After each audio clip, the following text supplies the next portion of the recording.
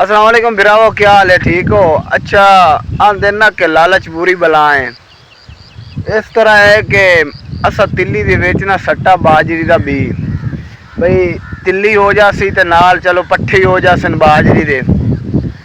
अच्छा, उस टाइम कुछ ऐसा बाजरी विच वट लई जदों तिल्ली छोटी छोटी आई ते कुछ ना खड़ी रही। ए वेखो तुहाडे सामने बूटे नजर आंदे पैन बाजरी दे। ए मैं वड्डी खला। अच्छा, हुण विच होई खली वल। उस तो बाद ए जेडे बूटे ने बाजरी दे ए बहुत ज्यादा होए खले। वाले साहब आख्या पुत्र हुण इहनूं वढ।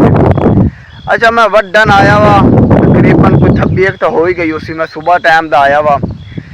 तिल्ली दा नुकसान होंदा पिया है। सिर्फ लालच दी, थोड़े जे लालच दी वजह तो, पट्ठिया दी वजह तो तिल्ली दा इवें समझ लै जेड़ा ही मैं बूटा वढदा बाजरी दा ओहदे नाल तिल्ली दा एक बूटा वड्डी आंदा, क्योंकि नाल ही चोपा लगा ही, तिल्ली दा ही नाल लगा ही और बाजरी दे बीज दा ही चोपा नाल लगा ही।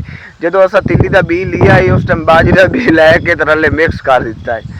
ते ए वेखो अज ये शुक्र है कि ठंडी ठंडी हवा है तो सुबह का टाइम, लेकिन इस टाइम ही बड़ी धुप निकल आती अगे पिछे। तो अज तो हवा गुल्ली खली है तो पूरा पुरसकून का माहौल है, ता सुकून नाल खला। नहीं तो इस टाइम मैं ना अगे पसीनो पसीन होया खला होंदा हूँ। तो ए वेखो बई ए विच तुहानूं नजर आंदे पे उसन बाजरी दे बूटे। ये बहुत ढेर सारे हैं, हाली तो मैं वढ लैन।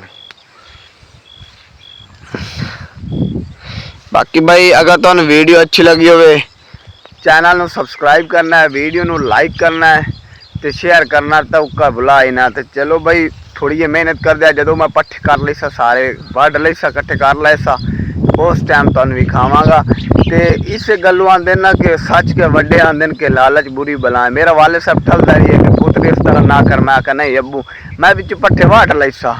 जो हूँ वड्डा वढदा होंदा मैनूं पता किवें औखे वडींदे होंदे। नाल तिल्ली दा बूटा वडी जाए तो दिल नूं वखरी तकलीफ होंदी है कि यार ये नुकसान हो गया।